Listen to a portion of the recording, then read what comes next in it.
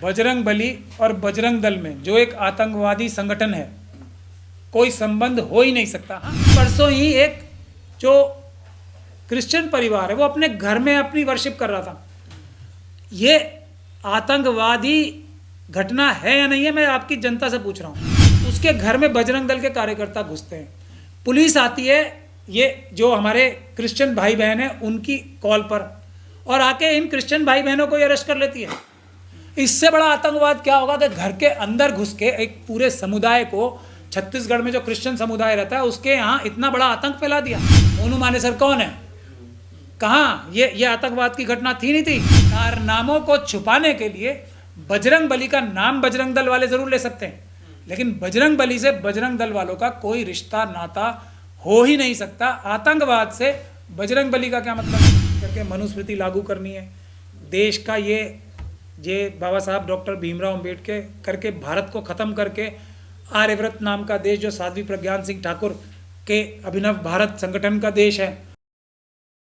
जो लोग बजरंग बली से बजरंग दल को जोड़ रहे हैं वो आरएसएस के एजेंट हैं। बजरंग बली और बजरंग दल में जो एक आतंकवादी संगठन है, कोई संबंध हो ही नहीं सकता। हाँ, बजरंग दल बजरंग बली का नाम मिसयूज जरूर कर सकता है, ये बिल्कुल सही बात है, इसमें कोई शक और शुबे की गुंजाइश नहीं है।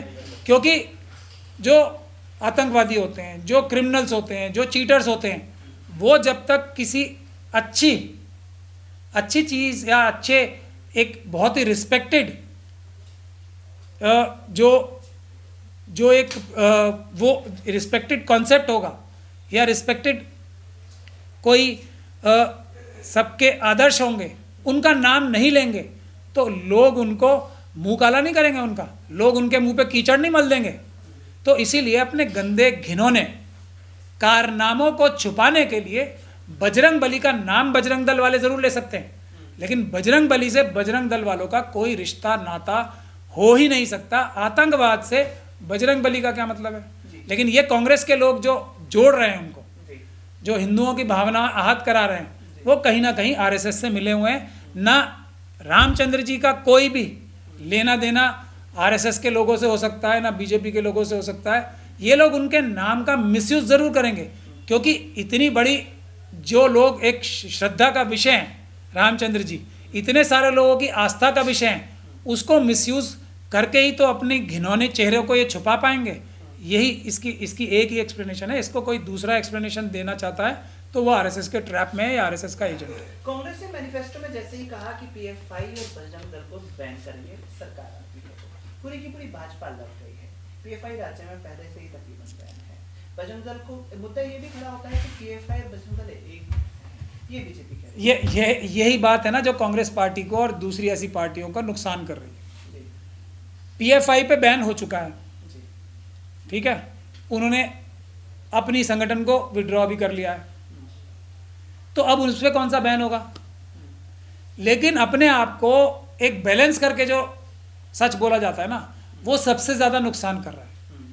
बजरंग दल को इस वजह से बैन नहीं किया जाना चाहिए क्योंकि पीएफआई बैन हुई है, या पीएफआई को इसलिए बैन नहीं किया जाना चाहिए क्योंकि बजरंग दल को बैन करना है। ये बिल्कुल गलत तरीका है।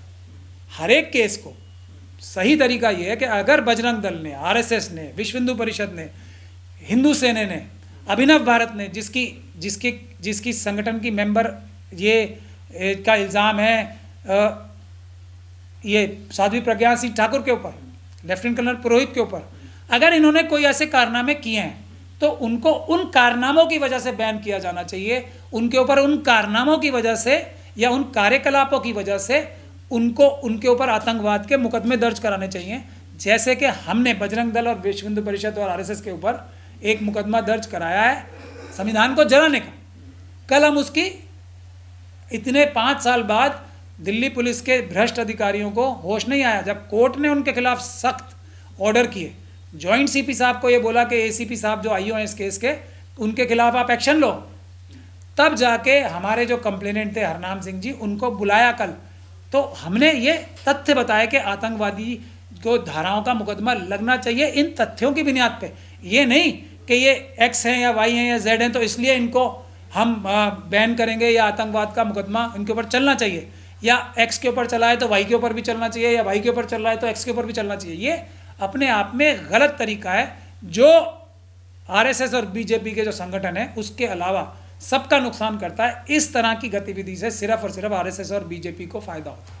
सर, जिस तरह हम लगातार इस मामले को देखते आ रहे हैं, इस मामले के बाद अब छत्तीसगढ़ जो सरकार है उसने भी कहा कि जरूरत पड़ी तो बैन करेंगे।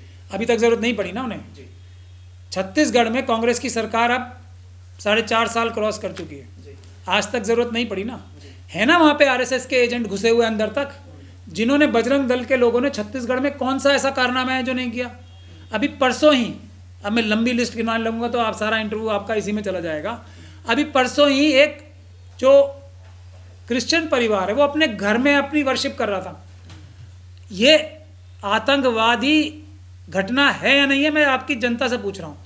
उसके घर में बजरंग दल के कार्यकर्ता घुसते हैं, पुलिस आती है, ये जो हमारे क्रिश्चियन भाई बहन हैं उनकी कॉल पर, और आके इन क्रिश्चियन भाई बहनों को अरेस्ट कर लेती है। और बजरंग दल के कार्यकर्ता जो हैं, जो आतंकवादी हैं, वो उनको पुलिस के सामने ही उनके साथ मारपीट कर रहे हैं। तो ये पुलिस के लोग और ये बजरंग दल के लोग, क्या ये सब आतंकवादी नहीं है?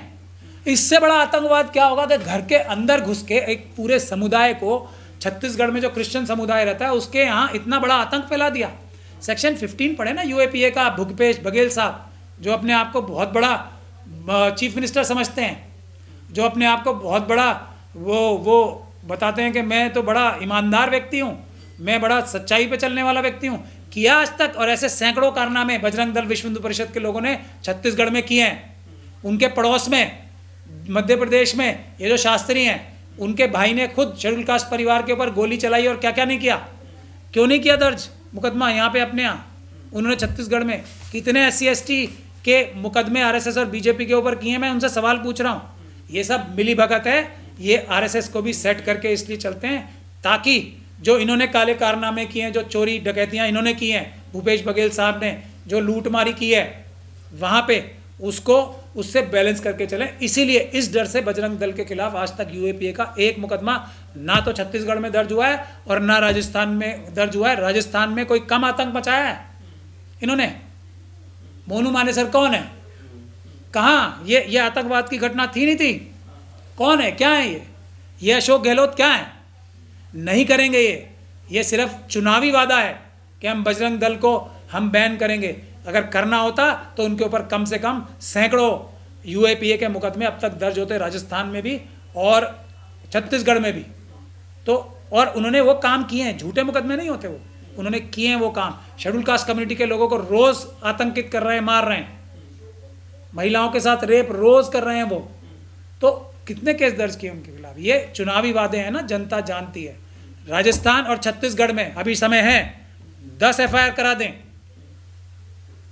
10 FIR करा दें यूएपीए की जो जेन्युइन बनती हैं, कोई झूठी FIR नहीं बजरंग दल और विश्व हिंदू परिषद के बारे में, तब इनकी बात पे भरोसा करेगा। मैं खुद अपील करूंगा तब वोट करने के लिए।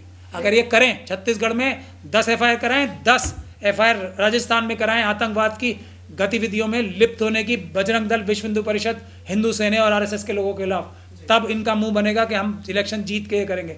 राजस्थान और छत्तीसगढ़ में क्यों नहीं करते हैं? लेकिन सर, जैसे डिफेंड करने के लिए पूरी की पूरी बीजेपी बजरंग दल को उतर आई है, या कहें कि कांग्रेस को घेरने लग गई इस मैनिफेस्टो पे, ये किस तरफ इशारा करता है? कि एक तरफ आप कहते हैं कि दलितों को मत मारो, मुझे मार लो, एक तरफ आप जो है जो मार रहे हैं उनको सपोर्ट कर रहे हैं। ऐसे कई मामले आपने और हमने देखे हैं जहां संगीन आरोप, जहां हाथ है वो बजरंग दल का उन मामलों में निकला है। देखिए, दो लाइन खींच के दो पक्षों में एक तरह से संघर्ष चल रहा है जी। एक पक्ष उस तरफ है जो आरएसएस, वीएचपी, विश्व हिंदू परिषद, बजरंग दल, इन सब लोगों का है। उनके लोग क्या करते हैं? वो तो अपनी आइडियोलॉजी में कि देश का संविधान खत्म करके मनुस्मृति लागू करनी है, देश का ये बाबा साहब डॉक्टर भीमराव अम्बेडकर करके भारत को ख़त्म करके आर्यव्रत नाम का देश जो साध्वी प्रज्ञान सिंह ठाकुर के अभिनव भारत संगठन का देश है वो बनाना है, उसमें मनुस्मृति लागू करनी है। वो तो लोग अपने क्लियर हैं, वो अपनी हमले कर रहे हैं। तकलीफ और परेशानी हमें होनी चाहिए इस साइड के लोगों से। कांग्रेस के लोग भी तो उनकी मदद कर रहे हैं। उन लोगों को आइडेंटिफाई करके उनके खिलाफ केस करने चाहिए, उन लोगों को एक्सपोज करना चाहिए। वो कार्रवाई हम लोगों के हाथ में है। हम उनको क्रिटिसाइज भले ही करते रहें, लेकिन उनकी कार्रवाइयाँ जो हैं आरएसएस और बजरंग दल, विश्व हिंदू परिषद, बीजेपी की, वो कार्रवाइयाँ रोकना और बदलना हम लोगों के हाथ में नहीं है। अपने लोगों जो इस तरह में लाइन के, उन लोगों की कार्रवाइयाँ और गतिविधियाँ तो हमारे हाथ में ना, उनके ऊपर तो जो इनके नेता हैं बड़े बड़े कंट्रोल लगाएं। क्या ज़रूरत है किसी और की बात करने के लिए? मैंने आपको बता दिया है। अगर राहुल गांधी जी की बात मैनिफेस्टो लागू होगी, मैनिफेस्टो में लागू कराएंगे, तो अभी तो सरकारें हैं ना 2-3 जगह, यहाँ हिमाचल में भी है, वहाँ दर्ज कराएं एफआईआर यूएपीए की। ये है लोगों का विश्वास जीतने का तरीका कि जो हम कहते हैं वो करते हैं, सिर्फ चुनावी वादे नहीं करते 15 लाख की तरह जैसे बीजेपी और आरएसएस के लोग कर रहे हैं। Subscribe now and press the bell icon. Never miss an update.